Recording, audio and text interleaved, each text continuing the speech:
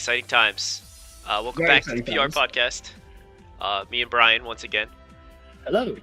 And yeah, this week was another dub for the Backstreet Boys.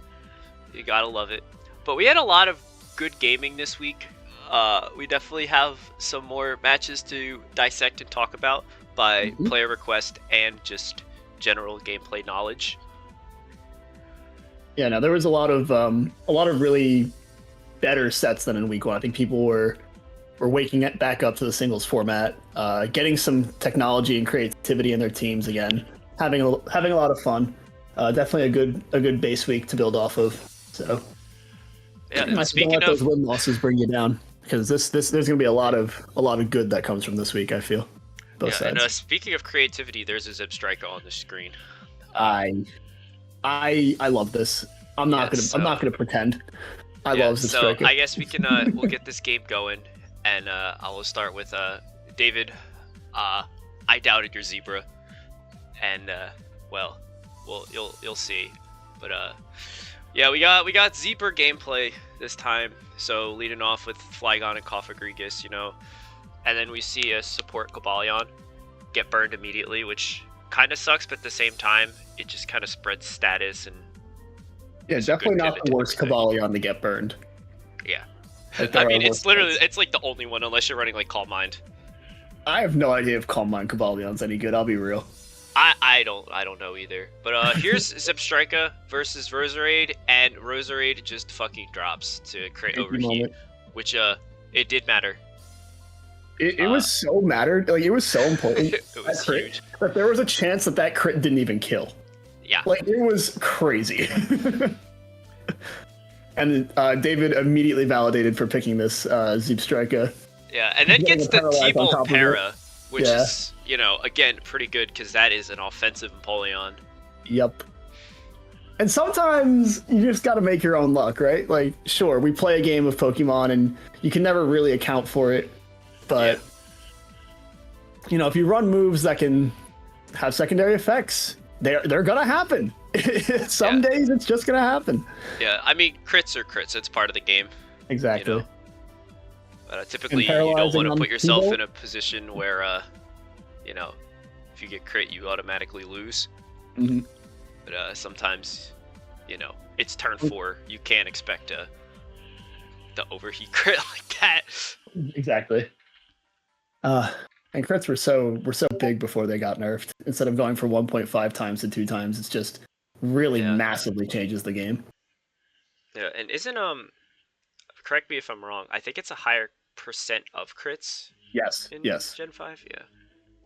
I'm not sure it's just Gen 5, but it's like prior to Gen 6. Yeah, they didn't nerf the amount of crits. So it does feel like JT was always like, man, I'm getting crit all the time in Gen 5 as we were practicing. But that's literally because it does happen. It does happen more, yeah. It is more likely. But yeah, so here we got a sub Raikou, which right now, like looking at the damage done with the Zebra being out of commission, like this thing is about to go. This thing should go really hard, but then like look how much damage that HP Ice did. Yep. And that Sludge Bomb crit did not matter, as it is in fact a Specs Roserade. So I think trading the sub for Rose is pretty good, especially when you just get, a free Earthquake here. Yeah, if Flygon was not scarfed for some reason, I think the game almost could have been called right there. Yeah, I agree with you.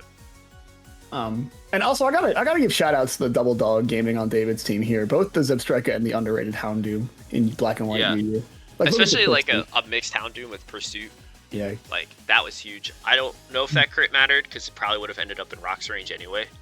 I was pretty sure it was physically defensive Kofagrigus, so I think it did, but at this point I think JT was done calcing whether or not he won. It was simply, does Flygon die to this high jump kick? Yes, no. And it did not. And it did not. No Reckless. He had Regenerator. And at this point, this is a Flygon Earthquake cleanup. Yeah, we're gonna see. I think JT played a really good game. The unfortunate crit definitely didn't help, but I think besides that, David kind of just outplayed him every other turn. And you can't really expect to win games like that. Yeah, you can get crit. It sucks, but at the end of the day, you got to make plays to get back in the game, which JT didn't quite do. I almost wonder if I don't think the Raikou could have lived the earthquake, but if there was a world where it did, that was the play. Yeah, I doubt it. It was obviously Calm Mind Raikou, but if it was like Calm Mind Shukaberry Raikou or something, like I forget what he put his set on there. I believe it was lefties. Lefties, okay. Yeah, it was lefties. Yeah. Anyways, but, here's game 2. So, looking at JT's team, he definitely has some spikes going on, and he's got some pals. Raikou's here again. And then Sigilglyph. Sure. Yeah. This is a good matchup for Sigilglyph, in my opinion. Even with the standard stored power Will-O-Wisp, the only real thing that's scary is that Darmanitan. Everything else is pretty handled. Which, again, Rhyperior is pretty much the best answer to Darmanitan you can ask for. Yes. Unless he wants to lock himself into superpower, and even then. Yeah. You're still a Rhyperior with Solid Rock, like you can probably take that. You can take one. You can get up your rocks in front of it too, which is on David's team, we see a lot of unusual Pokemon. Rotom-Mow, Golurk, Altaria. Yeah. Now, granted, they are supported by 3 of the best, but I wouldn't even say they're the best. I think this is definitely an underused combination. Because like Golurk is an Enumon. Blastoise is very good. When I say Blastoise is very good, yes. Darmanitan is very good. Bisharp I put as more fringe just because there's so many good fighting types in this tier. Yeah, Bisharp's he's a mood. Yeah. But you can't. I think maybe I just fear King Gambit too much in the current gen to. Yeah, exactly. Bisharp very strong, but yeah. You know. Leading Specs Rotom here was actually crazy. It was Specs, if I recall, and then I think it was choiced in some way, and then that Life Orb recoil. That Life Orb Raikou, I don't know if I could quite get behind that, but. Oh no, it had to have been Scarf because it went faster than the Raikou. My apologies. Oh yeah. Yeah. So I like the roaring just to kind of, get in better positioning and make the Raikou take more damage, which I don't know. Like if I'm JT, like I'm at 23%. Mm-hmm. Usually you want to click the U-turn, Volt Switch kind of move, but in that situation you might just want a hard switch. It's so weird. Yeah, there's almost no other world where you say, hard switch your Raikou away from Blastoise. But in this case, it makes sense. You got to keep that Raikou a little, like, at least not within Rock's dying range is all you can think of. Because speaking of, here they are. Yeah, now they're up. Now Raikou is pretty much just one turn out of it. So like JT can try to pull off this cosmic power bullshit that Sigilglyph does, but at the same time, like David is set up really well for this thing. Mm-hmm. Like he's got a phaser, he's got a dark type. You know, like if it has sub, I forget if it does, then that thing just 1v1s it completely. Oh yeah, I'm like 90% sure Bisharp had sub, yeah. Which I know we do see. And then we see Altaria here, and it gets a kill. Like, regardless of outcome, I'm still gonna say Altaria is bad Pokemon, and you should use Kingdra over it. You should, like, I guess when I'll be a little less brutal about it.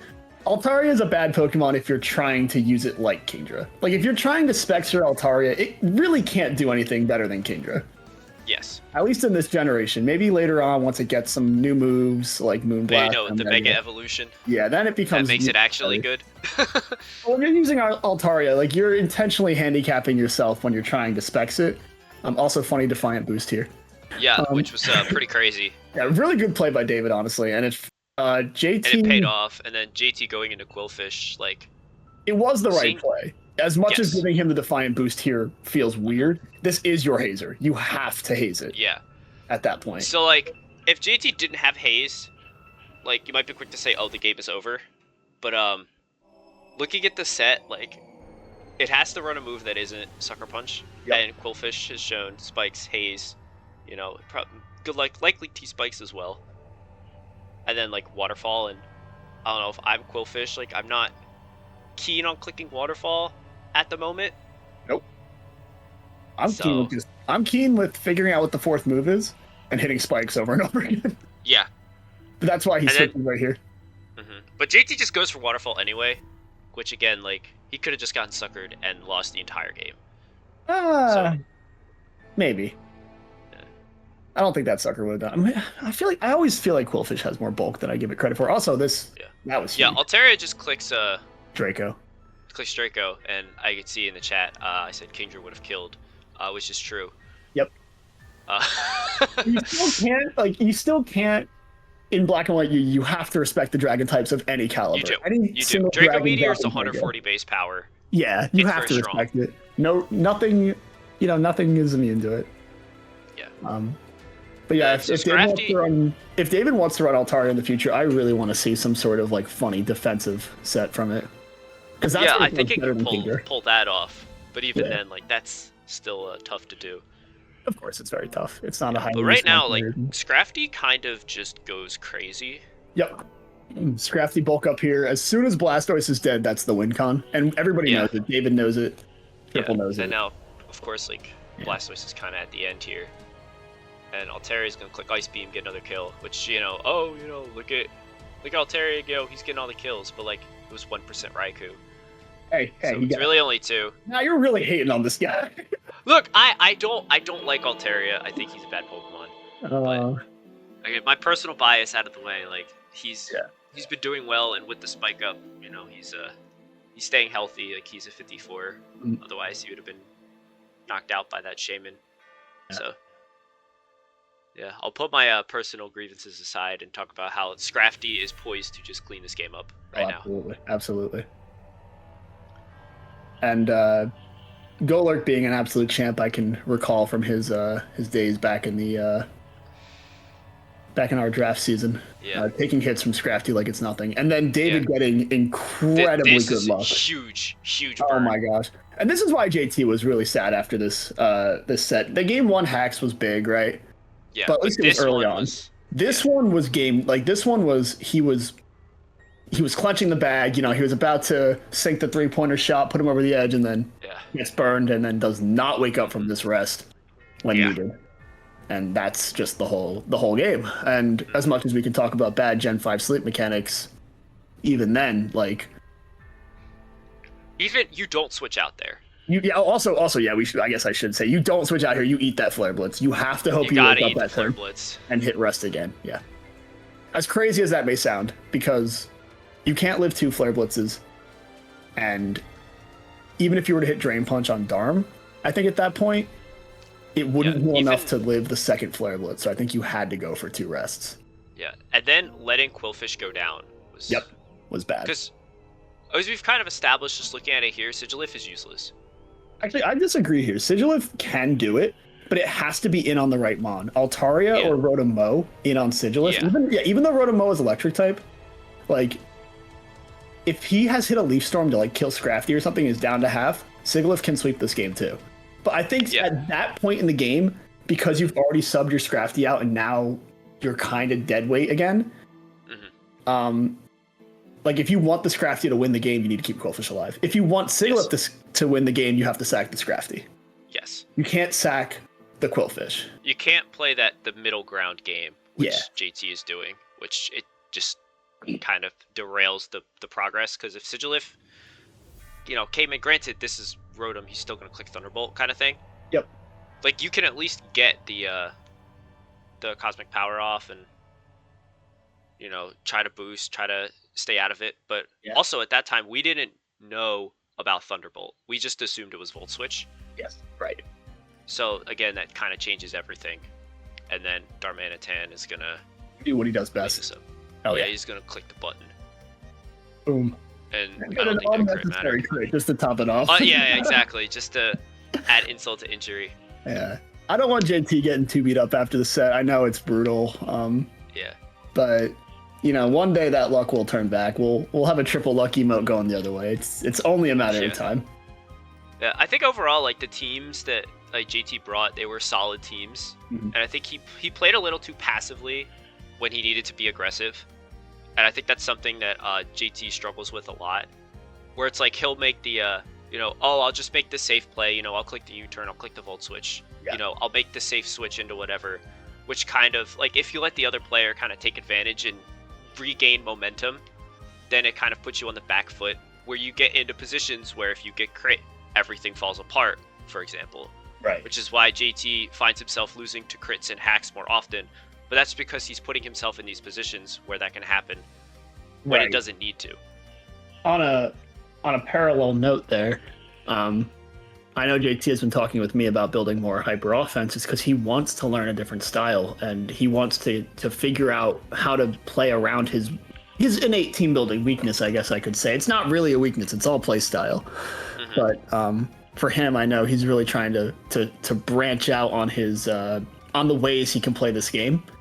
And so I do look forward to seeing what he ends up trying out throughout the season because of that. Yeah, for sure. Let's get into David did great. Yes, David played very well, and I'm not going to be putting him in the special event if I can get a good player playing an important tier that's as competitive as. Oh yeah, no, David's fire. Yeah. Can't wait to play him. All right, we got some Little Cup. Brian, boy. I'll let you kind of break this down because I really don't know shit about Little Cup. Absolutely. For first starters, you'll see on the top right-hand corner there that Diglett is being suspected in Little Cup. So Tim and I mutually agreed that we wouldn't have Diglett on any of our teams this week. Generally, that means, for the most part, that Watchroll is now probably busted. So in case you could not tell, there are now 2 Watchrolls on the screen. Yes. And even looking at it, like, Watchroll comes in and he just clicks Thunderbolt. He clicks Thunderbolt click on the entire metagame. Yep. Yeah. He looks very strong. It's very Volt strong. Absorb, right? Its one weakness is that it's actually not incredibly fast. It's only 17 speed, meaning it ties pretty much all the meta threats. And in Tim's case, Meowth is faster, and in my case, well, on this team, I don't think anyone's faster, but on the second team, there are faster threats. So that is Watchroll's downside. But Tim and I brought both very solid meta teams here. There are 6 very strong top 15 Pokemon, top 10 Pokemon even, possibly, for both of us. On both these teams. Is Bramblin that good? Bramblin's a weird pick. I think he'll get better once some bans happen. Right now he's probably like top 3 ghost type, so because of his Wind Rider ability. But yeah, no, he has a big dark weakness, and that's probably why he's not that good. Yeah, because Poniard is. Poniard's just so good, yeah. But I think he's underrated. He's the only one that's not a top threat on both these teams for sure. Yeah, that was. Miss on Poniard was. Oh yeah, I want to talk about Tim leading Zoro. That was big. That was so smart. Because he has 2 really good leads in Meowth and Glimmet. And decides to lead Zoro, and I went, dang, I literally don't have anybody to take a knockoff or Wisp that I want. So I literally sacked. I went into Poniard and said I need him to miss this Willow, and then it did. So. Also, shout out to Bramblin being a decent Meowth check. At least for the fake out, yeah, but the bite does kill. Oh, the bite will do huge damage. That Surf does a lot of damage. Like, Marini. Yeah, you think Toxapex is just fat and stupid and lives forever, but like the little baby guy, Little baby guy is actually pretty good, yeah. Tim making a grass Terra here said he wanted to avoid a power whip, which I understood. Yes. Because looking at your team, I can see where Tim's coming from and the games he practiced. The duck is really good. This Pokemon is super good. The best spinner in the tier, and not even just a spinner, straight up game winner. Yeah. Moxie. I think the only thing that could really get in the way is Marini. Yep. Which even then, like, I think he's procking to go for win a little too early. Yeah. But I don't even think it matters because, I actually tapped Bramblin here because if he hit Aqua Step, I would Rapid Spin and be faster.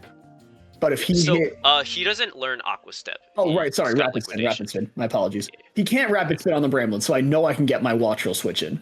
That was the play there. And then I knew he had to have a flying move to hit Crabrawler, so we immediately did Bulk Up and Terrifier. I think if I remade this team, I would not have made him Terrifier. Obviously, that's to avoid Will-O-Wisp. But I think you got to be careful of Crabrawler. He is 17. He is fast. He is surprisingly fast. He's 17, right? Yep, he is 17 if you want him to be. He has Bulk Up, he has Drain Punch, and he has all the Elemental Punches. And he has Close Combat. For a Little Cupmon, that's crazy. Yeah. So he is a threat, and you're kind of seeing what happens when you don't have... When Zorua's down. Yeah, Zorua's down, yep. And you don't have a Crabrawler answer, he kind of just wins the whole game. Yeah, and Earthquake too. Like, you just kind of had all the coverage to just rip this team apart. Yep, that's literally all it was. You have to prep for this guy. It's so unfortunate, but you have to. Like, I think he's number 3 in usage for a reason. Like, It's very strong. Yeah, he is definitely the premier fighting type in the meta. There's no one that even holds the candle to it. Yeah. Game Especially two, with me and though. Fu not here. Yeah, game two. Same team from I'm Tim, gonna let right? you talk about Shellos real quick.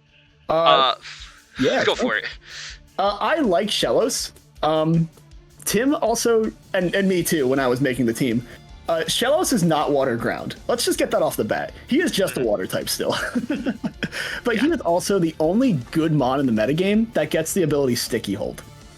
And Little Cup is a meta revolving around a Violite, so you really, really, really want to knock off those Violites. And because of that, Shellos has a very tiny niche as a setup sweeper due to not being able to lose his item.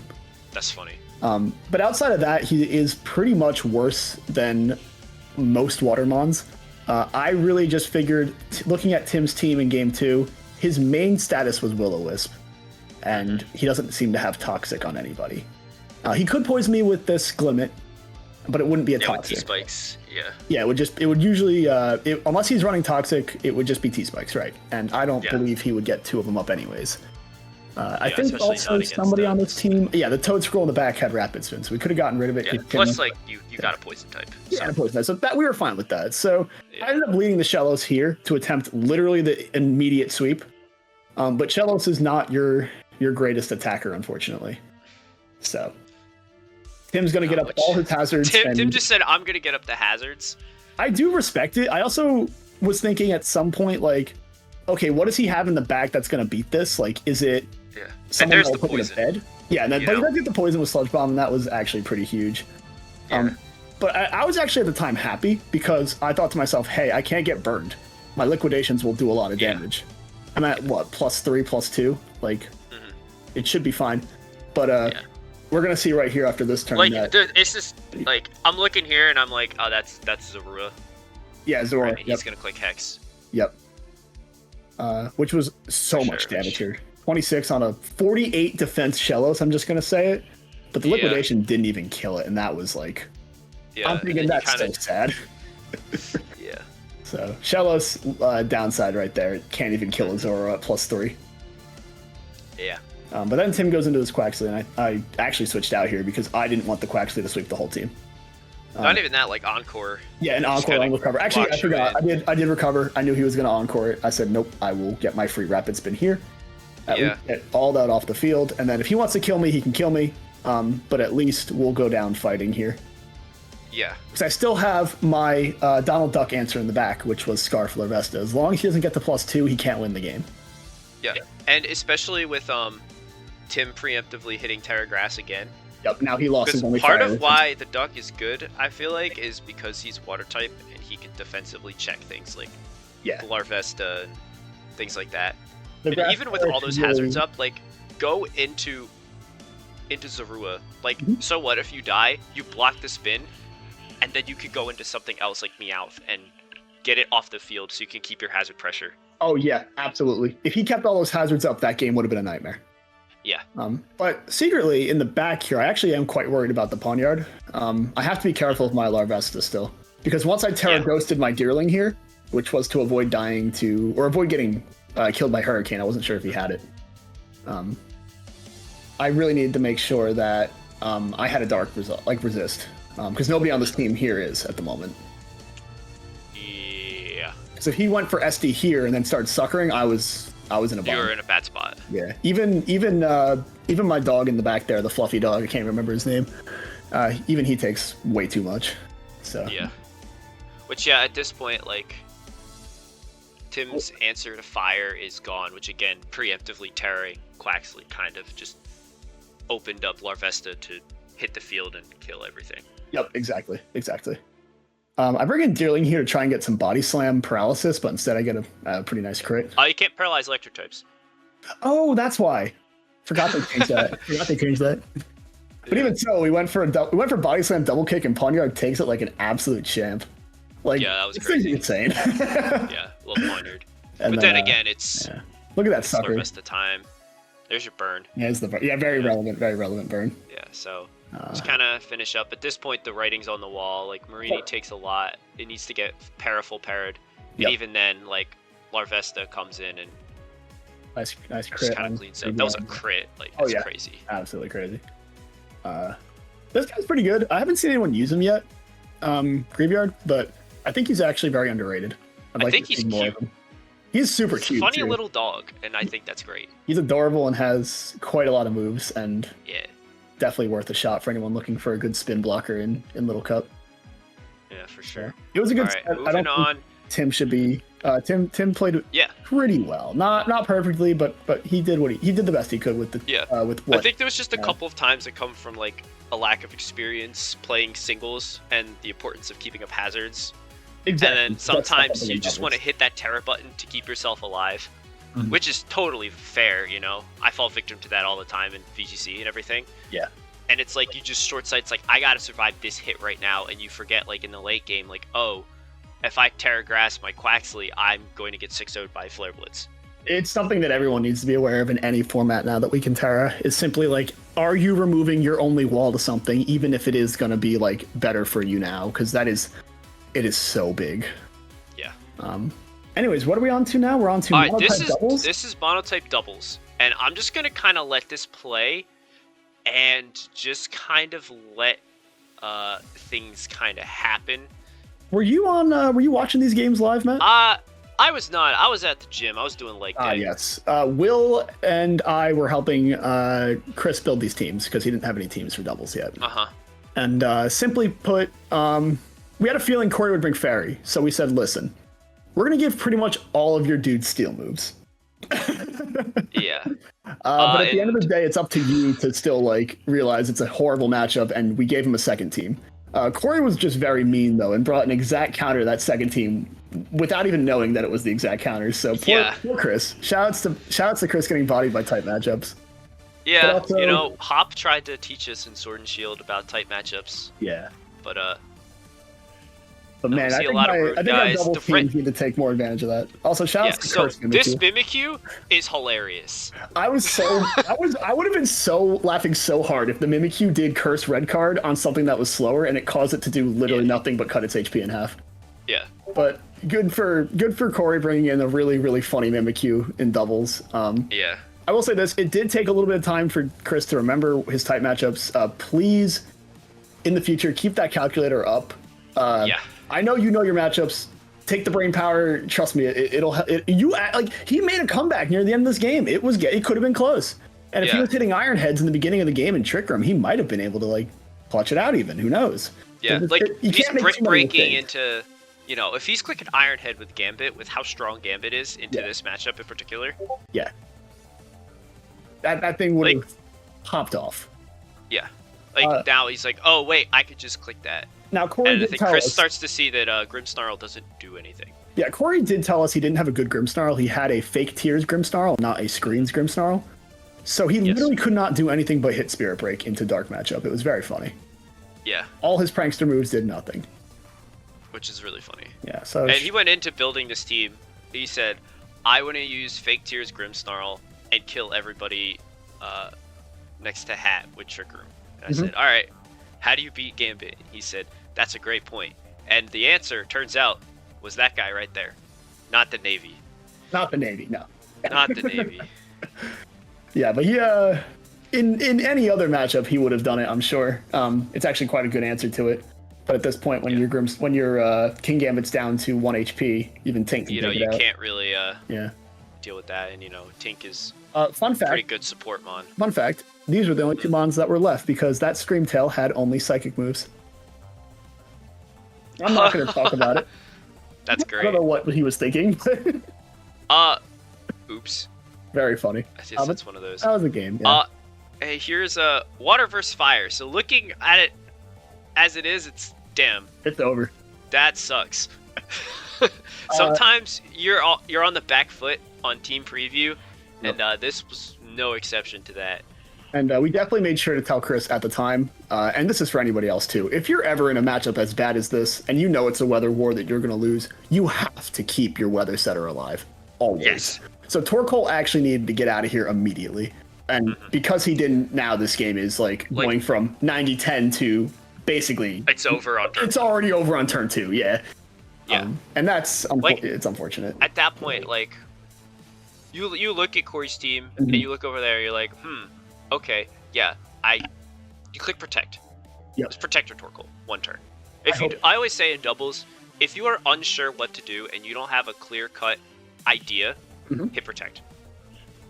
If you doing it doesn't change your position, whether it be forward or backwards, click Protect, play the neutral, as Crispy Will would say, and then kind of play it out. Make your opponent commit to something, which you can then adapt to.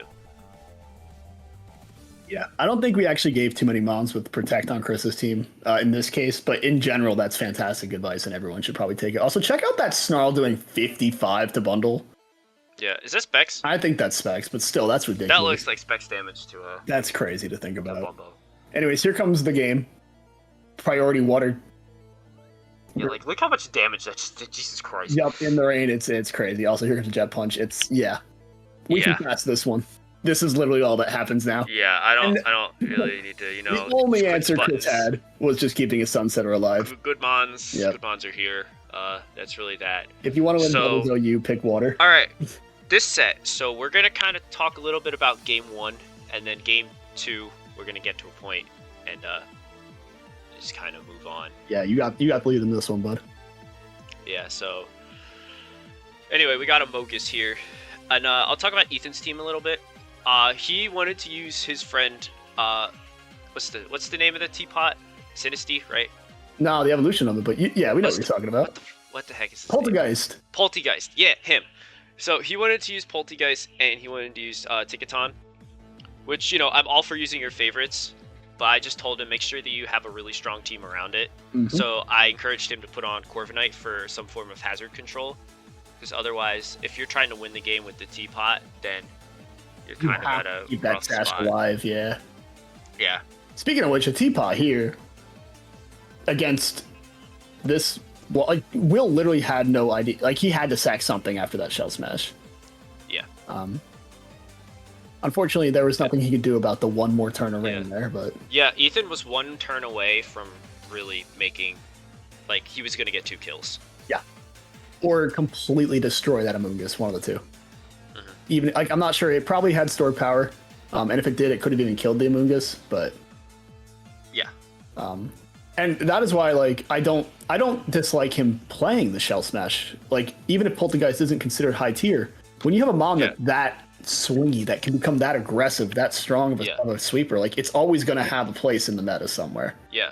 It's one of those things where you have to build a really strong team around it, where it's like, I love Tinkaton, it's one of my favorite Gen 8 mons, but it doesn't really have any synergy with Poltergeist.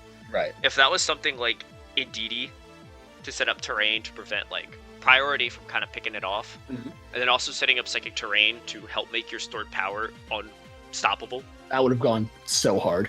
It would have been crazy. And then you could then click Terra Fighting with Terra Blast and kind of just win the game.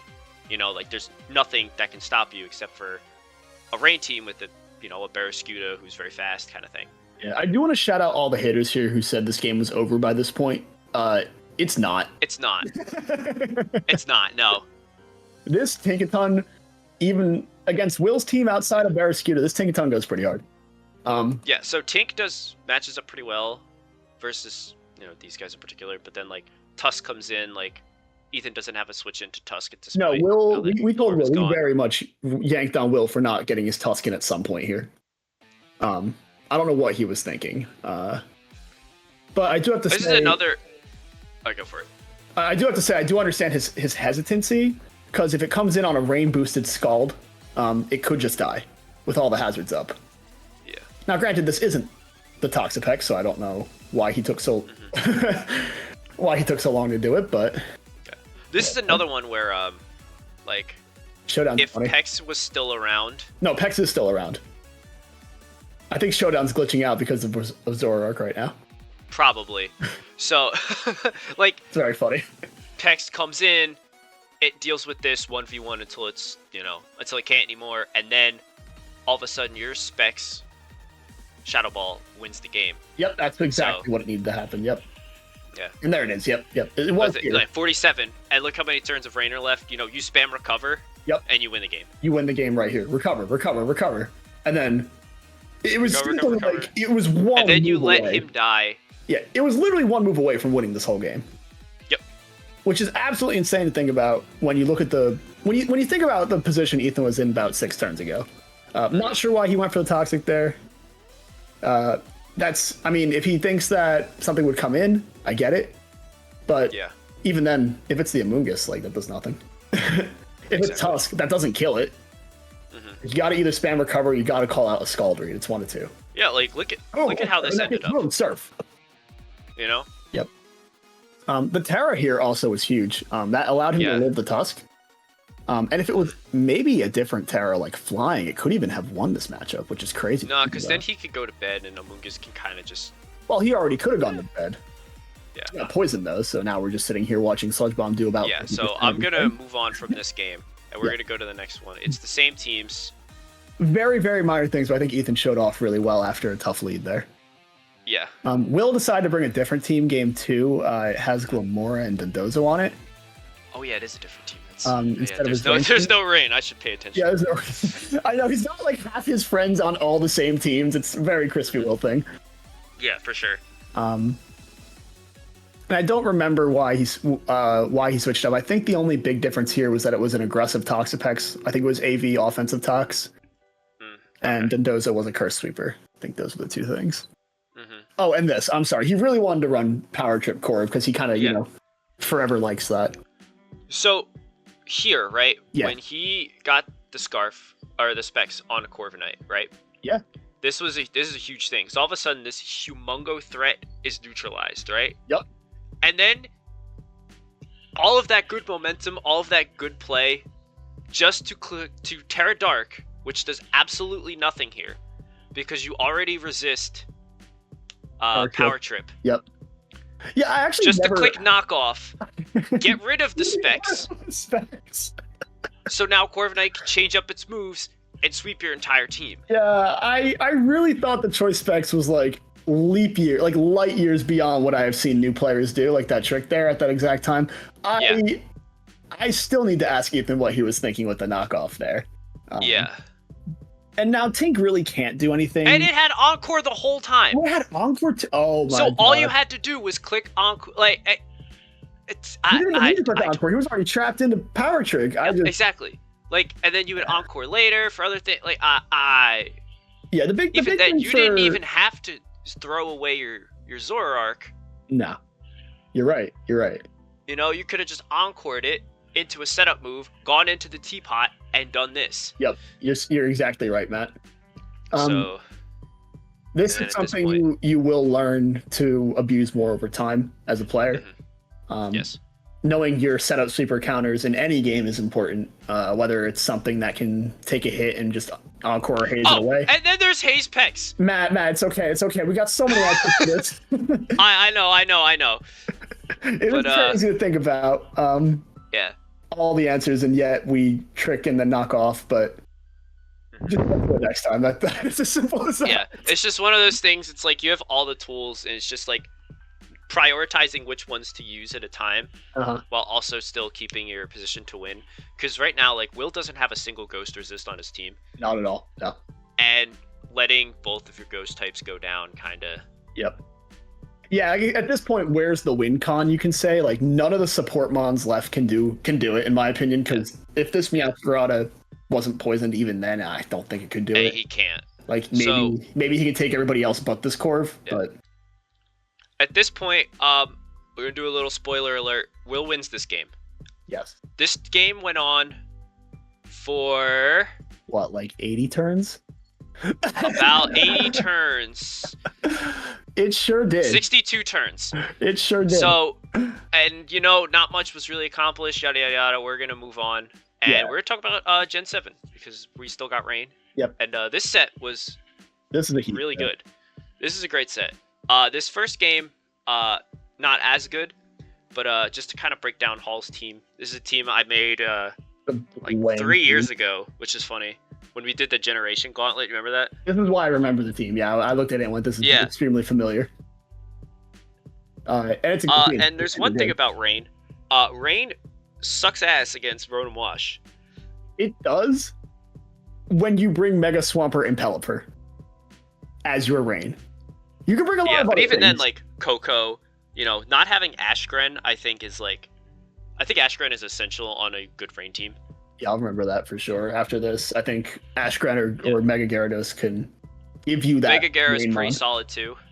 Even regular Gyara. Yeah, I want to give It's not shout out bad. to this Terra Coco here. The Sorry, Z Electric Coco. Z Thunder Yeah. Coco. I think that thing went hard.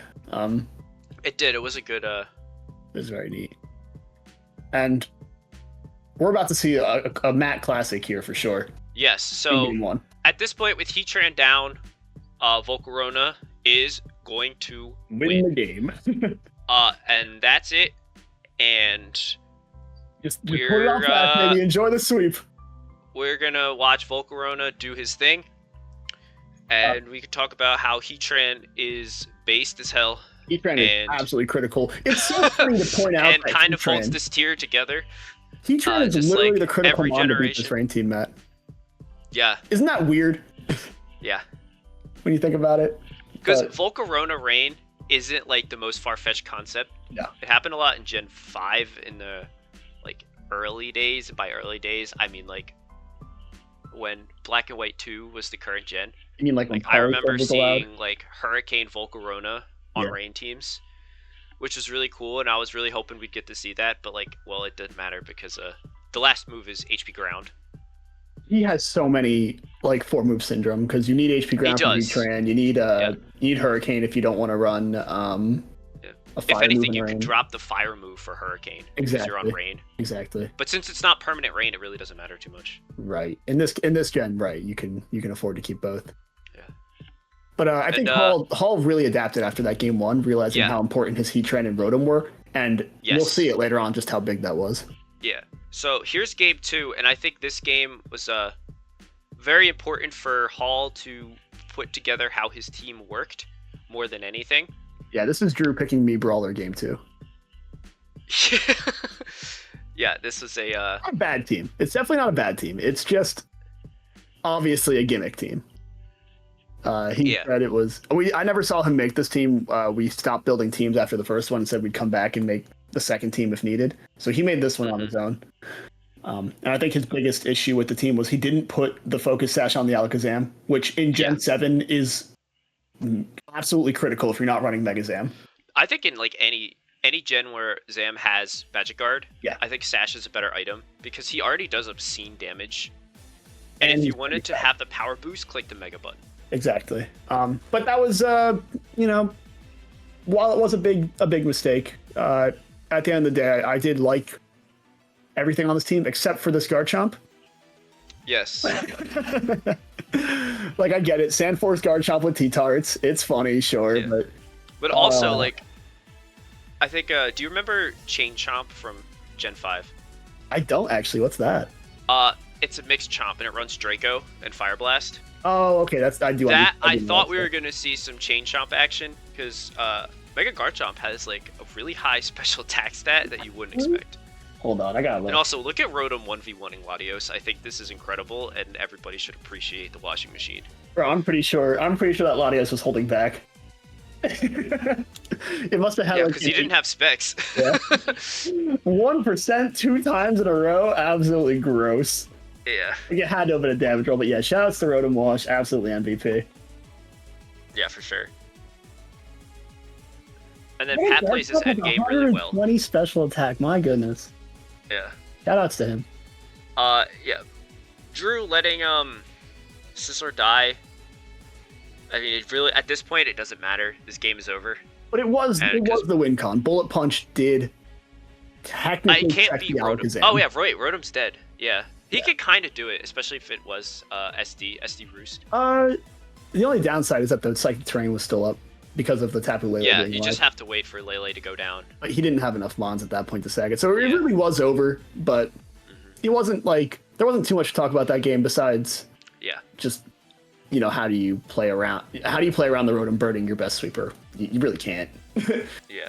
It's a slow. All right, so here we go. This is the rematch. Yeah, this is what we've been waiting for. Yeah.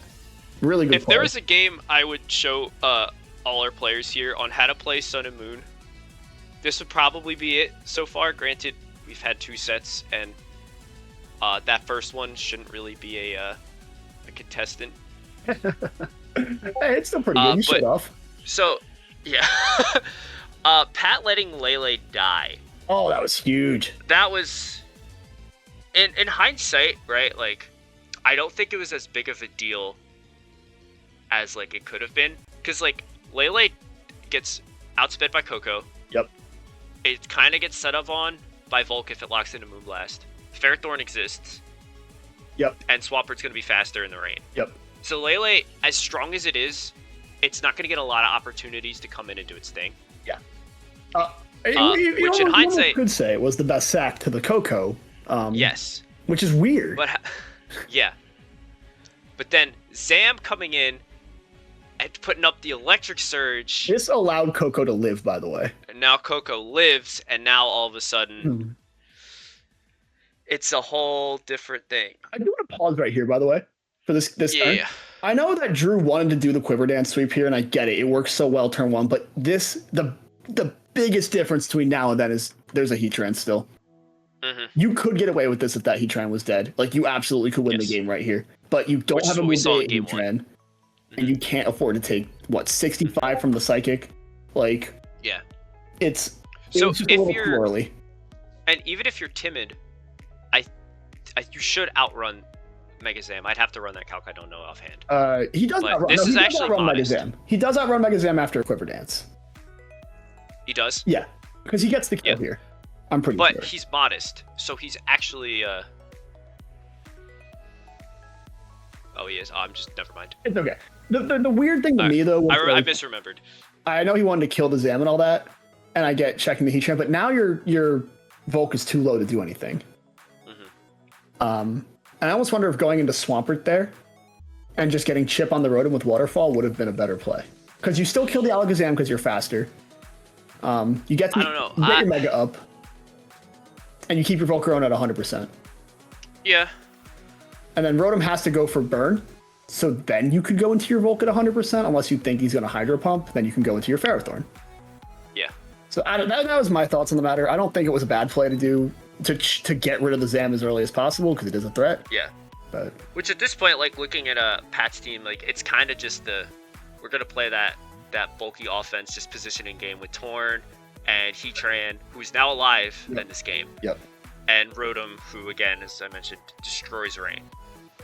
Yeah. And then Kartana is here to kind of clean up everything. Big break holes for not giving up after losing his two best offensive Mons, because 100%. This game is really well played from him at this point onward. Yeah. And I did quite enjoy this. Also, check out Kartana. I would not have done that, though. Yeah, I don't think I would have done Kartana, but like... I would not have switched in Kartana to Rotom. It's kind of wild. Like that. Yeah. And now I don't know why Drew left his Ferrothorn in here, because this is the only answer to Rotom at the moment. Like, I know you want the Leech Seed on Heatran, but like... But even then, what does it do? You have Pelipper to take pretty much anything Heatran throws at it before the rocks even go up. And you get your rain back up. Like, it was an interesting decision. And then you let Pharaoh die again? Yeah, that was a big game changer there, because now Rotom Wash can just kill everything. Yeah, now Rotom is unbreakable. Right. Actually, unbreakable is the right term for it, for sure. Because Coco is at 12, so he dies to rocks. Right, and Volcarona is dead on entry because of rocks. Like, no boots in this gen. It's a big deal. Getting your hazards up is just as big of a deal in this gen as it was before. And also, here's Swampert. Rip. Nothing. I still think Waterfall there actually might have done more damage, because then if he did miss the You go for flinch. Well, not even the flinch, right? It's resisted, sure, but it's stab in the rain. It should do about the same damage, because you then don't drop your attack next turn. Yeah. So I really think hitting Waterfall was the better play here. And then on top of that, you did say the flinch. You dodged the Will-O-Wisp, which is right. Yeah, and that was the only thing that mattered. Be able to kill it.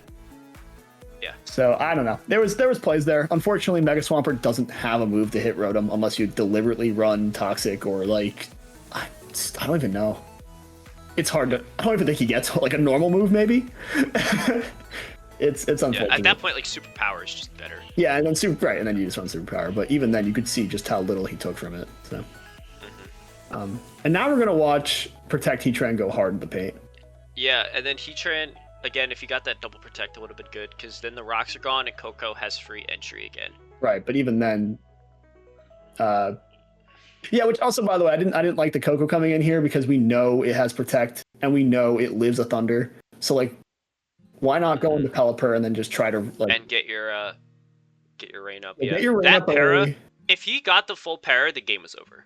Coco just kind of. Was Coco faster than Kartana? No, it is Scarf. Okay. But like, Like Scarf Leaf Blade might No, be no. Cart might have actually. So Drew would have had to go into Pelipper. Yeah. Get the rain up. Go back and then Swampert. prayed that Swampert Yeah. got rid of it. Do the waterfall spam Because if he got the attack boost, then right.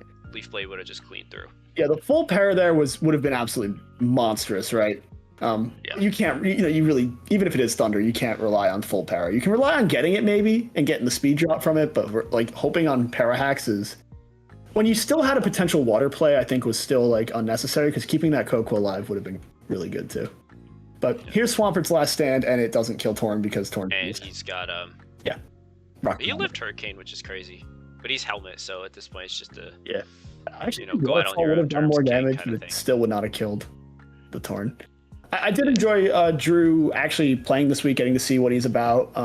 He said he's here to have fun this season, and I think this set was pretty good fun for everybody, including all of us. That was great. Yeah. It was a treat for the viewers, and I think having Drew step up like that was huge for your team. Yes, I'm very excited to see if he is able to be a little bit more active, what he brings next week for Little Cup, because that is a meta. Not in this case, not in Gen 9 Little Cup, but this, at least he had some experience in that too, just like Sun and Moon, and it should be a good set.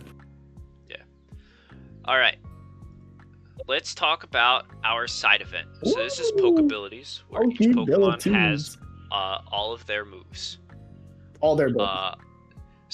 Yes, all their abilities. That's what I meant. Brian, I'm gonna let you kind of lead this one, since I know you were very passionate about it. I just wanted to make sure Dante had fun. Yes. Because I figured giving Dante a format that's similar to what he's played, just with better Pokemon, could at least help him out. And we all saw Aaron bringing a pretty good team, actually, once it first came in here, and with the ability to change up teams, I did hope to give Dante some teams to help him really grasp this weird format. But what's nice about this format is there are a lot of Mons that have multiple good abilities, like a Azumarill or Clodsire. And being able to abuse both of those leads to some really, really good strategies. But unfortunately for Dante, Aaron decided to bring this beast. And we're going to and turns out can't really break break it with this team, yeah. But he does have Garganackle on the back to at least make some abuse of it. And Aaron on the other side had he didn't use it for a while, but he did have that Azumarill, and if Claude ever went down, that Azumarill could win the whole game. Yeah, so 100%. As for the format itself, I actually think it's pretty fun. It looks fun to make teams for this. You just definitely need to be aware of the threats. For example, Aaron here doing the belly drum while being toxic was a pretty interesting decision. Against an unaware Pokemon. Yeah, against the unaware who is Pokemon. Also immune to water. Yeah, there's some plays here happening. And you're not used to it in standard play. Even Aaron, you can see in the chat there going oh yeah, right, it's Poke abilities. We don't play this format. We're not used to this. It's one of those things that you forget. Yeah. Funny enough, this is an unwinnable matchup for Clodsire. In his recommended move set, they even give him an attacking move to touch Corviknight with, but it does 8%. Dante making an odd switch there to Breloom. Not the greatest Pokemon to beat this guy with. Preferably don't send your grass fighting type into a flying Pokemon. And then unfortunately Saltcure does not take out this Corviknight. So we're going to be here for a while as Aaron proceeds to run stall for the next 60 turns. As we proceed, yes. I actually want to say I was impressed with Dante's pivoting abilities at times with this Clodsire. And Aaron obviously knowing exactly what he needs to do at this point to try and stall the Claude. He doesn't have an answer to it unless he gets Crooken safely. And I was a little surprised he didn't try to get Crooken earlier. So I did want to ask him about that. I didn't get the chance to, unfortunately. And here comes Azumarill. Kind of. This is an AV Azumarill. This is not a good set in this matchup, I'll say. Yeah. But it's a good mon, so And as we continue to sit here, I also did not know that when you hit liquidation on Corv and you get the defense drop, it affects you. Very fun. Yeah. Mirror armor That's is a good build. mirror armor. It's very good. Absolutely. Big fan. At this point, Dante's win con was hitting Salt Cure until both the Cloyster... both this and that, the Corviknight and the Toxapex ran out of recover PP, actually. Mm-hmm. That was literally his win con at this point. As for Aaron, I think his win con was not that. It was simply getting his Crook in without dying, and unfortunately it did, so we're going to be really waiting here for a while now. But with this hyper fast, it at least shouldn't be. But at this point, yeah. So I'm gonna go through these next 2 rounds of this side effect because spoiler, this is a 3-game set. They go.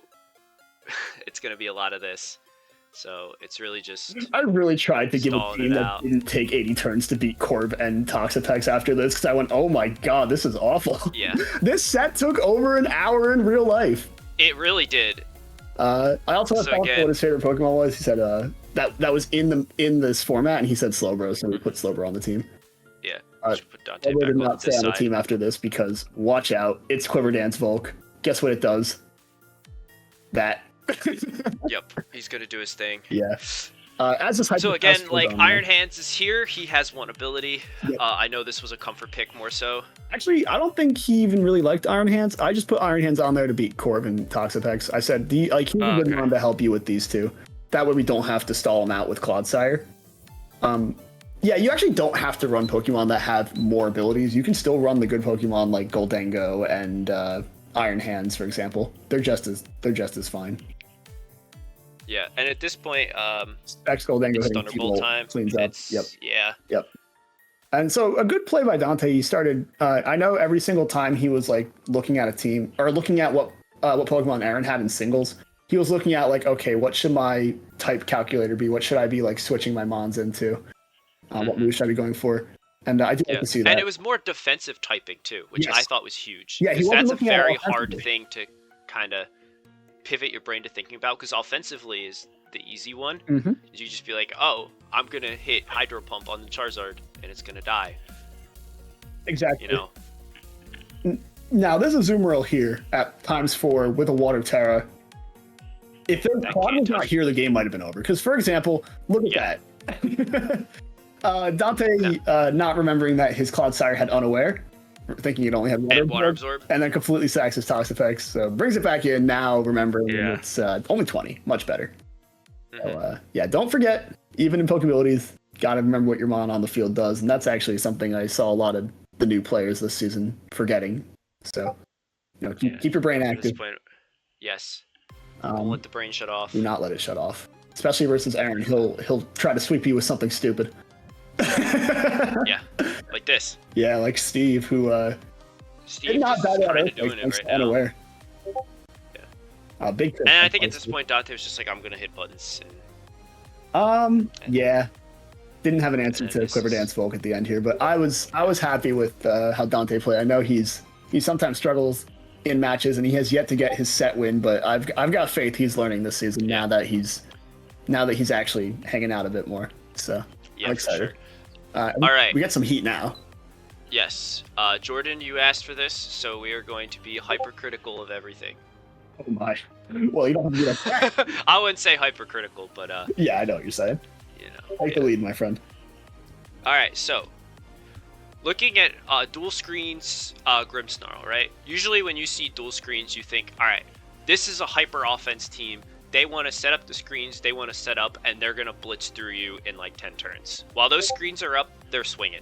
However, you look at Jordan's team, you see Garganacl, you see Toxapex, you see Zamazenta, who I didn't know who was in this tier until this game was played. You don't know what this Heatran is, you don't know what this Lando is. Yeah. But like, there are 4 Mons here that typically run defensive sets. Where's the setup sweeper? Where's the setup? Right. And Zamazenta gets Howl. That's not really what we're going for here. Yep. Now I did ask Jordan beforehand. She said she was just trying to make her bulky, like quote, almost stall team even bulkier. And as much as I don't hate that, it does require you to be like a really hazard stacking, knockoff abusing team. And I don't think this team, like even with its Regenerator core and its Garganacl Salt Cure, I don't think this team had any knockoff or many hazards. So it does kind of limit what you can do with this screens team.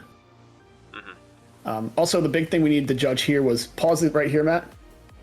Yeah. That is twice now that Jordan has brought in Landorus, hit Earthquake on Heatran, and proceeded to like pretty much lose complete momentum again against this Rotom. We're seeing Rotom dominate pretty much every format it's brought in. But the whole thing we're trying to teach about this is sometimes you know your opponent is going to switch. Even if they don't switch, right? If that Heatran stays in and takes the U-turn because Chris is a brave man, right? And thinks he can live in Earthquake when he can't. You're still able to make a play this early in the game to like kind of counter that overread. But in Jordan's case, if you hit Earthquake and a Levitator, like Rotom comes in, now you're on the back foot again.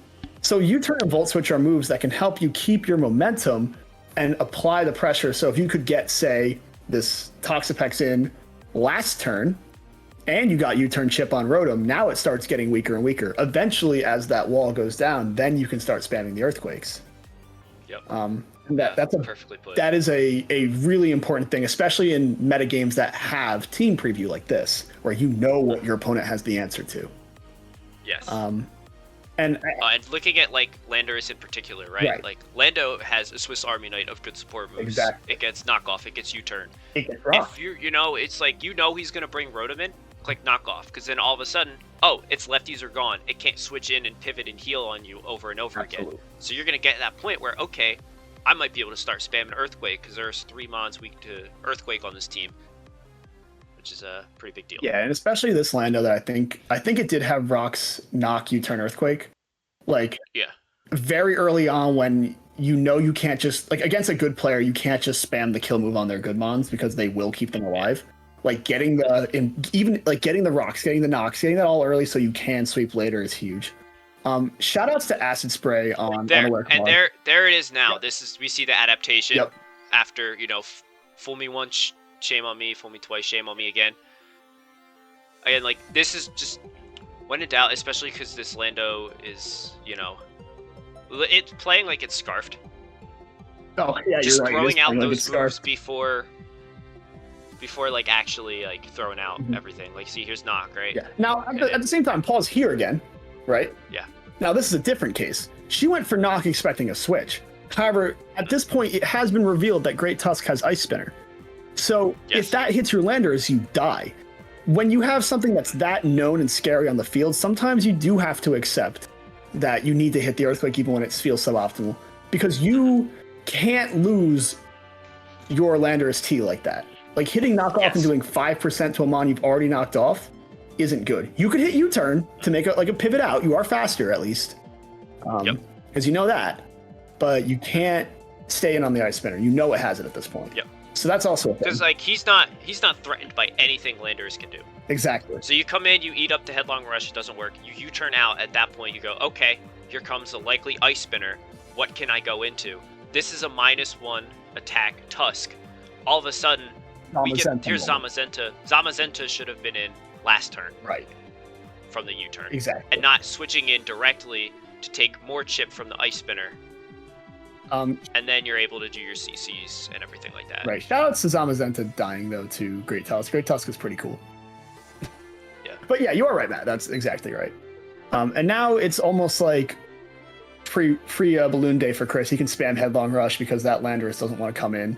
It's so low HP. It can go because there's no rocks, there's only spikes, but everything else dies to Headlong Rush there. Yeah. And another thing to point out just before we kind of move on here, looking at Rillaboom now that he's here, if anything happens to Heatran, the game is over. Yes. Look at your team. We got Terra Water on Garganacl. That's a kill. Toxapex is at 17%. Well, he'll come in and he'll be at like paralyzed too at that point. 30. Yeah. That's rough. Like, Lando is at 6. Grimmsnarl's at 38. So Heatran is kind of your saving grace versus Rillaboom. So it's very important that you keep him around. Yep. Right, we take some passive damage. You don't stay in and taunt. Heatran is too important right now to where you got to get him out of there. Yeah. Again, here's an opportunity. Here's an opportunity Lando, to go into your there's no Garganacl. rocks up. Yeah, you can go Garg. You can go anything. But you At know, this staying in, eating, even though it is not boosted, or sorry, it is nerfed by the grassy terrain. Your Heatran needs to be very healthy to deal with this Rillaboom. Yes. So taking 2 Earthquakes is practically game. Yes, and you know the Claude is stuck in there. It's stuck into Earthquake. You know it's all it's got, unless it's crazy. And It's taunted. It's magma'd. Yeah. You know, and all that. And now the terrain's gone. You get rid of Claude. I don't know why Right, and now actually it's... sacked his Claude there, because he did have a pretty free switch into Rotom there, even if he got knocked off. Because then the Rotom can just hit like Hydro Pump and kill anything that comes in. So. Yeah, and this is another example of the I'm gonna be offensive and get the advantage. Like Landorus is also free here. You know, this is an opportunity where you come in, you make him go Rotom. You know, and then you throw out something else. You throw out your Grim, right? You throw out your Grim and get the screens up, because that's the only way you're going to live the game at this point. Yeah. But yeah, no, it's a little too You have late. to chase the Goldango out because this thing is very scary because it's going to kind of clean up at this point. Was that Goldango? No, it's those lefties. I Oh, think it's lefties. Okay. Yeah. And now with now with what's his face Monkey, dead, yep, Monkey comes in. This and is sometimes it is important to keep your good monk healthy. And Chris, one to you. Just kill it. Just kill it. There's nothing you can do. Just kill it. The game is over, and then we see that this game goes on for another 5 turns for no reason. Yeah, it was actually not as close as the score indicated. Chris did sack like 2 Mons that he probably didn't even need to, and then took the game like far. I will say props to Chris for getting himself in such an advantageous position, and actually a pretty interesting Terra here right off the bat. I'm not sure what I think about which turns out to work. It works for sure because this Pelipper does not have Hurricane. If it did, that was a dead Heatran. Yes. But it also had U-turn, and Jordan realizing that you got your rain up, right? I know you don't want to have the rocks. I think you have defog on this, and I know you want to stay in and get your defog. But like, why are we hitting Scald turn 2 on the grass type? You got U-turn. He is a grass type. Remember it. You got your rain up. Get out of there and get your scary sweepers in. Like, there's nothing outside of Rotom that's, doesn't want to take the Swampert hit. And even then, you've got so many other big sweepers here. So I'm not quite sure why we're scalding the grass type right now. And we're still scalding. And then we're not just still scalding, we're sacking a rain setter on a rain team on turn 4. Yeah, that's... Like, if you want to play weather, keep like, Pelipper is your most important asset. Automatic weather setter alive. Let them cook. It's so important, even when they don't have an opponent weather setter. You need... Oh my gosh, that's just dead. Yeah. But like... And also, you don't know. What if that was water absorb? I thought he had it. I really thought Chris was doing water absorb again.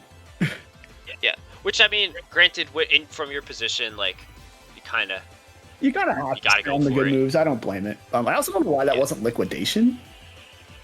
Yes. Because if he was switching out, like, at least you're gonna chunk something way harder with liquidation. But we're getting a little further in this match now. I do like this Zapdos set here. It can handle Rotundus pretty well. Yes. Even before the terrain goes up. And now this one on Chris, you cannot paralyze electric types. Yes. That stopped being a thing by like Gen 5. Although I don't think... Gen 5 you could do it. Gen 6 Gen 6. That's when they kind of updated. Also, pretty cool read by Jordan here, hitting HPIs on the switch in here. And then I don't understand the Terra Grass. But I guess knowing that it could have been a defensive in case it was Scarfed play, like if Chris did bring a different team. But did we see lefties? Yeah, I guess because we did it. Did we see lefties? Not on this game. Okay. Then I don't hate the Terra, although I don't know if it was perfect or not. Anyways, here comes Mega Swampert's counter because he's not in the rain. Yep. But and then Chris clicks Thunder Wave on the ground type. I will say Chris did not have Willow or Pain Split on this Rotom, so it really couldn't handle Bumbo too. But yeah, no, I'm not sure what the Thunder Wave there was for. I'll be honest. And at this point, like losing Rotom, not having the terrain with the monkey. Yeah. And then this thing having Rain Dance and Defog, like this Coco was like the perfect little Swiss Army knife for Jordan. Yeah. Shoutouts to Goldango here, getting paralyzed, but also ignoring defog. as much as it's weird to have to like think about it, like I didn't even remember that defog was blocked by Good as Gold when I saw this set. But you know, if you are going to click something and it seems like maybe your opponent is like for some reason able to beat it, like Mirror Armor or some weird ability, go check. You know, if you don't know it if you don't know it, just go quickly. You know, you can even type it in the chat in Pokemon Showdown. You can look at the ability, and it'll tell you if it like blocks the moves. So it's not bad. It's not a bad idea to take the extra 10 seconds and just check. Anyways, here's Monkey doing monkey things. Monkey's clicking the buttons. Yep. And where's your Terra to beat this? If you had a Terra, if you still had your Terra on, say, Swampert. Oh no, you can't Terra because it's Mega. You can't Mega Terra, Mega. Yeah. Right. So really, all Jordan had to do at this point was pray that Chris got paralyzed or stall out the terrain. But I forget which turn she needed to do that on. It was a few ago. We did talk about this already, so I don't need to go into detail. So just to kind of be here, like, you know, if you're Chris, right? Like, oh, I'm a Grassy Glide away from winning the game. Yep. Heatran he's just here. He's not doing anything. Remember, he can't he's a grass type too. Yep, he's a grass type. Get the monkey out. Save the monkey. Yes. Save the monkey, sack the Heatran, come back in, reset up the terrain, and then hit Grassy Glide. But at the same time, like, if this Heatran had Terra Blast, then you could have just done what you did. But because it doesn't, then as you can see what's happening here, Swampert does. And even still, it was one more turn away from winning. If it had Protect, like, that was it. Exactly, yeah. So very little things from Chris. That game that could have mattered. Jordan making a few hard reads to actually change things up. Yeah. And now we get game 3 of the same two teams that we just saw in this case. Interesting Scald on Claude. Not from we Jordan. see Defog happening. Yeah. So we've seen Chris kind of put up the momentum early on. Yep. And again, we kind of see this same thing, and then Chris still kind of falling into the trap of clicking headlong a little too early. We at least saved the Tusk this time, you know?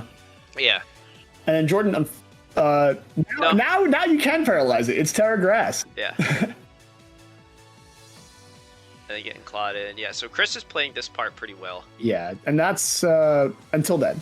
Unless he's trying to make it. Which I can't even blame him because, like, realistically, you want to kind of save sacks sometimes where you need a free turn to, like, oh, Moraine's about to end. Let me get Swampert out, sack Coco, go into Pelipper, get the rain up again. Exactly. Instead of, oh, I'm at 20%, I guess I'll just die. He also could have recovered that turn if he wanted. Oh, for sure, yeah. And at the same time, I don't like Jordan sacking her electric terrain setter because that does help Zapdos win the game. And it also gives you a way to play around the terrain guy. Yeah, allows you to beat Rillaboom. So keeping the terrain setter alive would have been way better than sacking it to Cloudfire that you know was only going to hit Earthquake or recover after it, you know, unless he's crazy and just spams Toxic for no reason. And you can go into your Scizor at any point. So it was odd. Or you can go into your Zapdos. And Jordan going for Roost again, I get it, you know, but this is also a huge threat. It's in kill range. Yeah.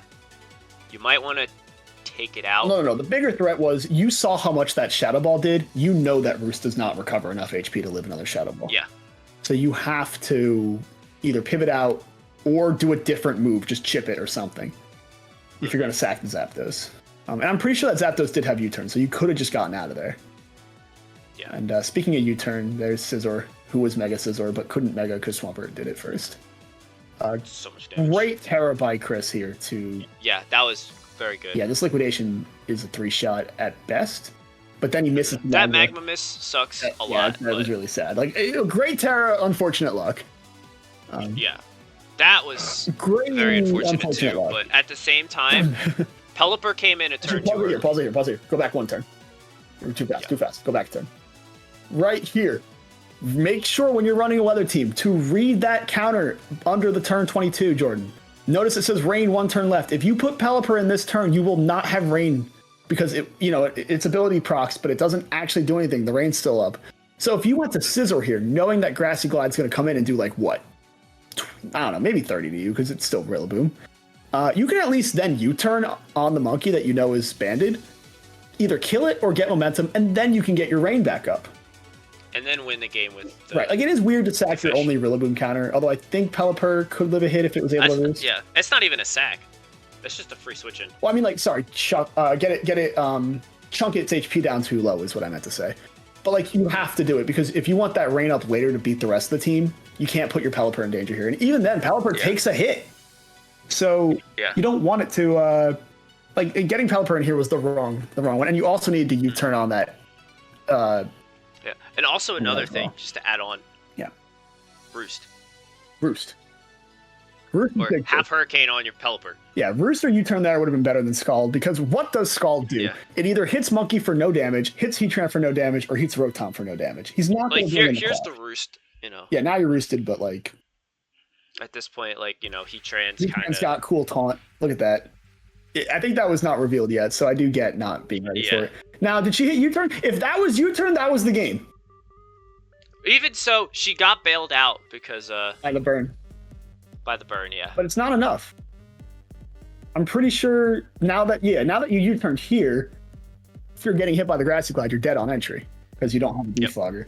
And now and no letting Sizzler go down, this is when, you know, Pelipper's dead at this point. But at least bring him in. Is you just sack Pelipper. Yeah, just sack the Pelipper. Don't let your Scizor go down. That's at least something that can do damage to Rotom that doesn't have Willow. Assuming it's, we gotta assume it's the same Rotom. We've seen it's set now. It is the same one. Yeah. Like I think we've seen enough of its moveset. At this point. Yeah. Also, Rip Chris here missing another Magma Storm by Heatran. I know it's good, but Magma Storm Heatran makes me sad. No, here's the sack, and it's like, you know. If you still had Rotom at this point, I think Jordan could win. Or sorry, if you still had the Scizor, if you didn't sack the Scizor, this was a different game. Yes. Because right here, Scizor wins with Bullet Punch and whatever it had to hit the. I think it had something to hit the. Yeah, that's only a 29 and burned. Yeah, just click Bullet Punch. Yeah, you spam Bullet Punch and win the game here. So, but good job to Chris. He is undefeated in his first season. He is undefeated, and he is putting on. He is taking names. So good for you, Chris. He is. Yes. All right, our last set. Yes, the best set. Let's go. This is yes. I'm sorry. So here we go. We got DPP. We got Heatran. We got Aerodactyl. What's the lead Heatran for, Matt? Huh? What's lead Heatran doing? So Heatran is here to obviously get up rocks. Yes. Right, and he does pretty well versus Azelfs. Yep. And he kind of annoys the crap out of Roserades. So the thing with Roserade is it can't run Sleep Powder and Spikes on the same set. Oh, it can. So it kind of puts the opponent in a position, if they don't have Sleep Powder, they could Spike, but I'm going to blast them down to Sash or get up rocks. Yeah. It kind of puts them in an interesting spot and forces switches. Plus, like, if you don't lead something that's, like, you know, Heatran proof, then it kind of makes you play a little differently and also just eat Metagross alive. Yeah, it eats Metagross alive even with Akaberry, I think. But Adam here running lead Aerodactyl. Yeah, so Aerodactyl was something I did not expect to see because you don't really see Arrow anymore. No. So Arrow has Taunt, Stealth Rock, and then like Edgequake. Yep. So my Heatran is Shukaberry. Oh, wow. So, you know, in theory, I could take an Earthquake and get up my rocks, but he could also Taunt, and then I kind of flounder for nothing. And you don't want to sack your Heatran without getting the rocks up. Yeah, I also don't know enough about his team, and I know how important Heatran is to how my team functions. So I just get the hell out of there and I go into Skarmory, which is not. This is not something that works. But given how my team is, and I didn't know what Arrow wanted to do, it's kind of. Yeah, you had. So I decided that I was going to spam Brave Bird until it got off the field. That's Talonflame right there, baby. Yeah. So, because I knew Stone Edge wasn't going to do shit. Yeah. And he can't Earthquake me. No. And you can't root. So I figured, you know what? Yeah. If he gets the crit, you know, it's fine. Yep. I had to get rid of this thing. Yep. Isn't that funny? Like, lead Arrow at times is just an absolute menace. It is the fastest Taunter Rocker in the entire meta. It does have its use on teams that specifically want to keep rocks off the field in Gen 4. And get them up. And get them up, yeah.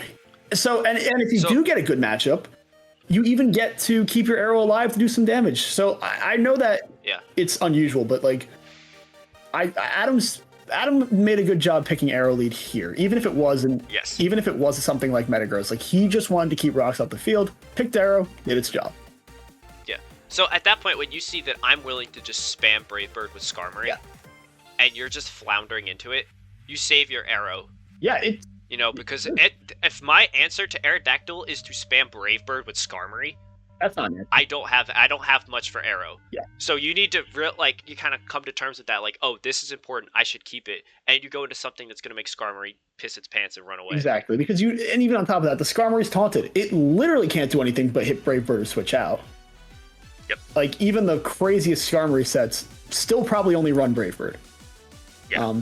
And then I know Adam in his head was thinking, this Aerodactyl is a suicide lead. I don't want it to live past the lead. And I get it. Look at how much damage it's done so far. Mm-hmm. But it is, you do make a good point. Notice how good it is right now against the main three that have been revealed. So, yeah, I end up going into Rotom. Yeah, this is a curious one here. Which, so I kind of had to do because this is Scarf Rotom. And if I let him hit a Stone Edge into my Skarm, if he crits me, my Skarm dies. Mm-hmm. And if he hits and then I take recoil, I die to rocks on entry. Yeah, so preserving Skarmory was very important. Mm-hmm. It's very funny that we talked about I was willing to eat the crit on Rotom just to be like, you know what, fuck it. If I get crit, I'm probably going to lose this game anyway, but I'm at a position where I need to make this play to keep my pieces in check. Yeah.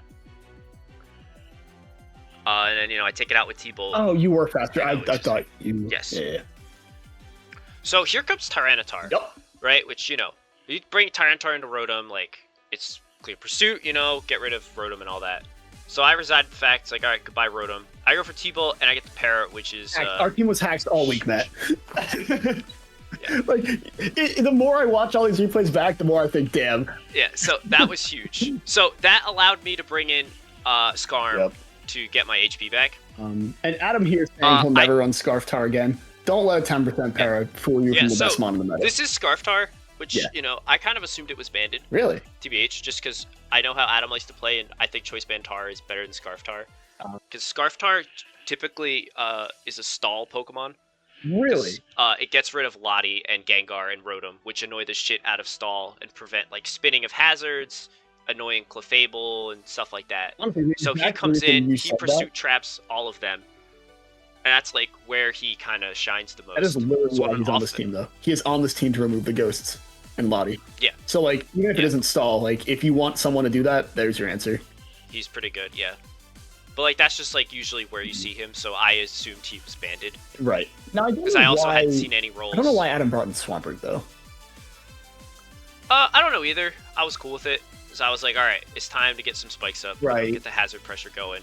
And then see gets special, I'm like, damn, my bird cannot catch a break today. Exactly. I forgot he actually was special Swampert. I think we did agree on that. So, so I had to get out of there, and I bring in this guy, right? So Quagsire's cool.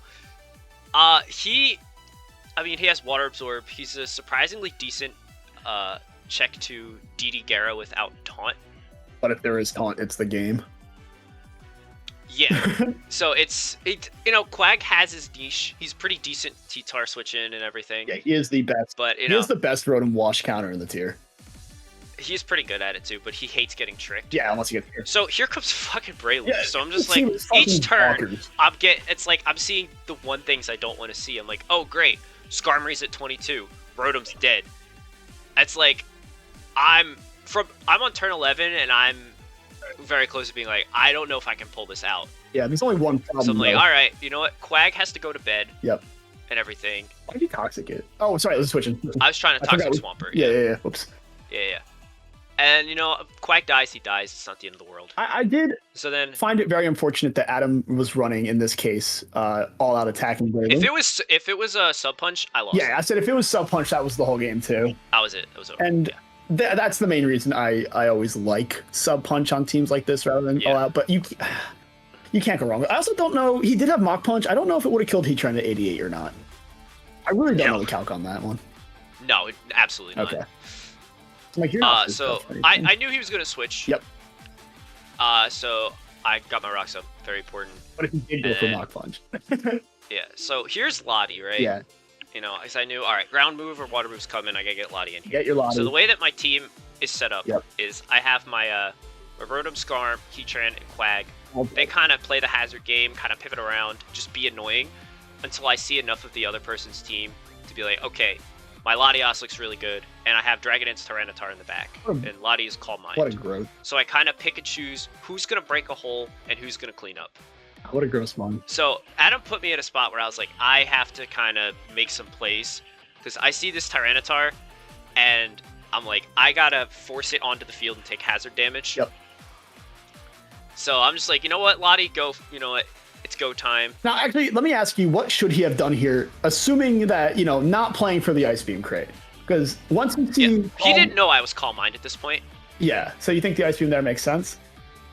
I mean, it's not a bad play. Something the T-Tar in right now before it does anything, even if it's just to eat a Specs Draco because it's paralyzed. And I feel like, it dies. It dies. That's fine. It dies to 2 Dracos. That's fine. But, like, if it's Calm Mind, right, or if it's Scarfed, you get that damage check right off the bat, and then you hit Pursuit. Yeah. If it's Calm Mind, I think you can still live a Draco. Well, if I'm Scarfed, it doesn't matter. Like, even if he is Scarfed, I can click Draco twice and he dies, because I have a Rock and a Spike. Yeah. And he's at 72. So T-Tar is not really the best switch-in at this moment. Right. If he had a bulky steal, that's when you bring it in. And him staying in kind of showed, okay, it's not a steal. Yeah. And like, and then he did get the crit, right? And very close. That crit sucked a lot.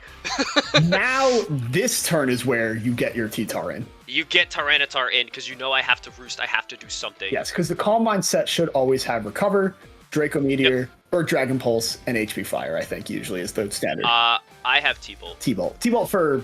I don't think HP Fire on Lottie is very good. It's probably not. I'm just like trying to think of like it doesn't have a lot of moves to hit T-Tar is what I'm getting at. Yeah, it's like you get walled by other steals or you just are completely stonewalled by Heatran, and Heatran is very common. So I was like, I like T-Bolt. Yeah. But like I crit him, which actually was not good. No, yeah, critting Swampert was bad. His he just did not want to switch Swampert out, which kind of just made my stupid little dance I was doing take even longer. Well, I think that's Adam's biggest fault is not knowing when to switch out his Mons. Yeah. Because in this case, even if you did get the only play you're going for when you're hitting these Ice Beams is crit or freeze, which then Matt would go Joker mode and we'd all have a good laugh. But like, you can't win that 1v1. In theory, that Latias could have just kept setting up. Mm-hmm. But I guess it worked out. You know, he did force the switch out, and then here comes I think his own Scarf Latias. It's Calm Mind Lottie. Oh, yeah, he has a Calm Mind Lottie. Lottie. That's funny. So he brought his Lottie in to, I guess, scare mine out. Yeah. But then he makes the weird play and goes into Tyranitar. Yeah, I didn't get that. Which I don't get it, because again, his Lottie coming into mine shows, hey, I'm more offensive, you know, I'm gonna get rid of your Latias. So I'm throwing away Skarm, he's done his job. And him bringing in T-Tar means that Skarmory can stick around. Like, it's actually a fantastic bait and double switch if there was no hazards up. But like, there's hazards up. Now you're just taking unnecessary chip, and you're not killing the Skarm. It's like, then I saw, oh, that did no damage. Right. I'm gonna get... And then I can start clicking Whirlwind, because I know this Tyranitar wants to get out of here. I can't let Breloom in for free. Yeah, this T-Tar didn't have Fire Blast, if I recall. It should have, but it didn't. Yeah. So again, I can kind of sit here, and Adams, he just doesn't want to switch. No.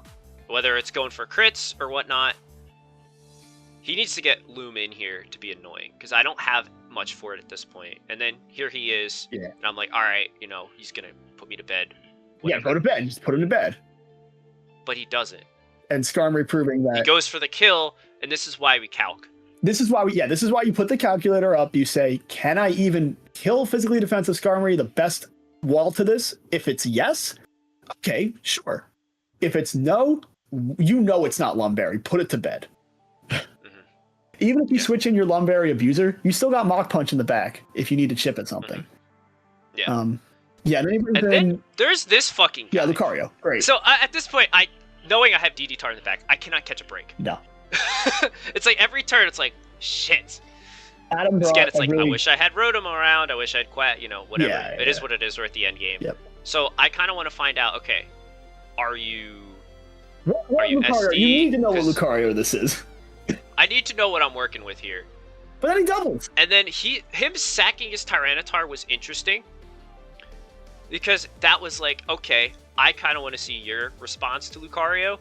Or he was just afraid of Fire Blast. because he knew he'd be slower. Um. Which is also another thing it told me. I was like, oh, okay. Wait, why would he be That's slower? interesting. Lucario's always faster. You're not Scarf Heatran, right? No.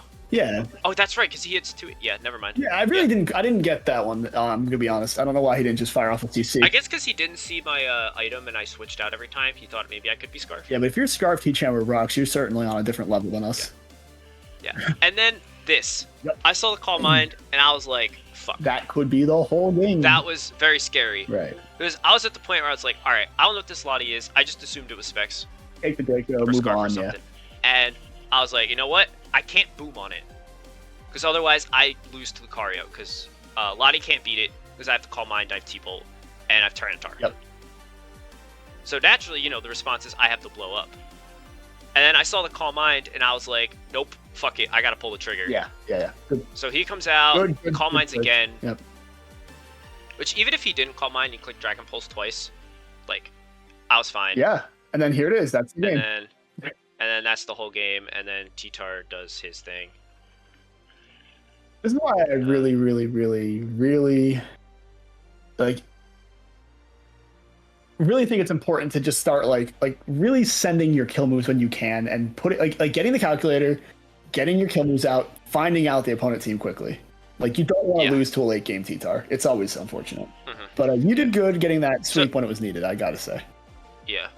I know, like, Adam misplayed that mid game, but he totally cooked me in the beginning. Yeah. And then I had to kind of make the plays to get into the next gear. Yeah, Adam just lost at the end control of his advantage state. Yeah. He just gave up on it. Like, he just pivoted back. And just to start going into game 2. Dragon fighting coverage. Dragon fighting coverage. It's every Dragonite. You gotta be Dragonite in the lead is either... It's mixed. I mean, you don't really see other ones that much. Right. Like, and Adam told me how important T-Tar was to his team. Did he really say that? Don't lead it. Come on, Adam. And don't lead. Secret. Or run Sash. Yeah. I think Sash T-Tar lead is pretty good. Really? That's kind of neat. That way you live these kinds of hits and you kill them back. Yeah. I mean, I think that T-Tar was actually just getting the rocks up. I'll be real. Yeah. But so yeah, I brought Camel, who's literally the most perfect Zapdos check to ever exist. Pause the game. Anyone that's a camera uptater, this is why you run camera up. Zapdos. Yeah, camera up is fantastic. Yeah. And this team, like, as you'll see more of it, hates Zap a lot. Yeah, that's why you put the camel on it, I assume. Yep. Yeah. I just, you gotta be really careful, like, sacking your mons, like, especially with 4 times weaknesses like Heatran and T-Tar. Know what your opponent is capable of, Adam. Know that the Dragonite lead, like, no, you gotta be aware of what moves it can carry. Yes, it could be Dragon. Like, why would someone start off with a Dragon Dance thing? They just immediately lose or whatever. Like, in this case, his Tyranitar was Pasho Berry, not Chople Berry. Like, you gotta be careful of all potential fighting weaknesses.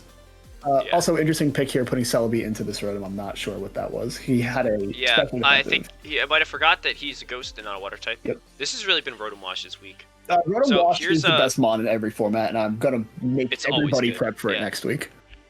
Yeah. And then, so I'll talk about this Sizzle real quick. Yep. So he's got, this is SD Bullet Punch Superpower Pursuit. Yep. So he traps in Starmie, other Psychics, Ghosts, and everything. Mm-hmm. And he has Akaberry, so that he can deal with DD Tar, which would kind of rip through the core I have. Yeah, no, this Scizor Camera Up Dragonite core really brutalizes all of Adam's core, and that's a big crit and a burn. That was a nice crit. Nice? No, that was huge. I mean, again, I have this Scizor who just eats Rotom alive. Yeah, if the game wasn't so I'm not too worried about him at this point. Yeah. Like, plus Adam was already kind of like mentally checked out of this at this point. And it's unfortunate because even though you are down 5-3 in this case, 5-2, like we've seen people make these comebacks, and especially with him, right? Like, we've seen Heracross do it. Unfortunately, not quite enough. But at this point, like, Scizor ripped this team apart. Yeah, no, this is a bad team to face against, specifically Superpower Scizor. Superpower Pursuit Bullet Punch Scizor. I think Scizor in general just kind of does really well into it. But yeah, it's Super Rachi. He cleans up. Wow, awesome mon. Good Pokemon. Real good Pokemon. But yeah, that was week 2. Yep. We've been doing this for a while, so we should we'll clean it up. wrap it up here. Yeah, we had lots of things to talk about. So don't I think everybody had a good week. It definitely was like what 6-2 your guys this week. It was pretty one side in the win loss department. 5-3. I don't think we got a third win, but it was either way. It wasn't as close. Oh yeah, it was 6-2. However, I think everybody played their games a lot better this week. There were a lot more things to talk about. I mean, we tried to make this short, but it just seems like when you guys are going to play at like this level, even if it's good or bad, we're going to have a lot to talk about. Yeah, especially when you ask for the feedback on like plays and stuff. Right. You know, like we're going to break down DPP like crazy because we know it and actually sound like intelligent people. Yeah, we're not just like, oh my gosh, it's Mono Dark. Yeah, exactly. So yeah, get excited. Week 3 is coming up. A lot of games are getting scheduled early, so we might even get this PR in early because of that. But you know, good luck to all of you guys doing the VGC stuff this upcoming week. Oh yes, thank you. We're gonna win. It's gonna be great. Yes, I'll be watching. Get to top 8. Trust. Yeah, trust, of course. All right. So with that being said, Matt, anything else? That's all I got. Yeah, this was fun. Keep playing good games. Stop making teams that lose to Rotom Wash. Please. That's about it.